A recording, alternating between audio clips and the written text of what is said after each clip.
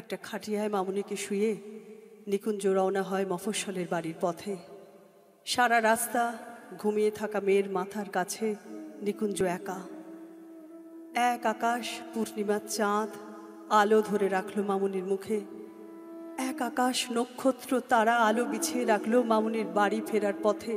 আর নিকুঞ্জ শুনলো তারা সবাই বলছে, নিকুঞ্জ আমাদের কোনো ছুটি নেই, আমাদের কোনো ছুটি নেই, দেখো আমরা তোমার মেয়ের বাড়ি ফেরার পথে আলো জেলে রেখেছি, দেখো আমরা আলো জেলে রেখেছি। ভোরের আলো তখন সবে ফুটছে।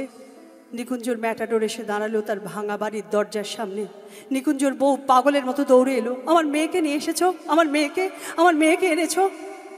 পাথর হয়ে যাওয়া নিকুঞ্জ তুমুল কান্নায় ভেঙে পড়তে পড়তে বলল, তোমার মেয়ের ছুটি হয়ে গেছে, তোমার মেয়ের ছুটি হয়ে গেছে, আমাদের মামুনির ছুটি হয়ে গেছে।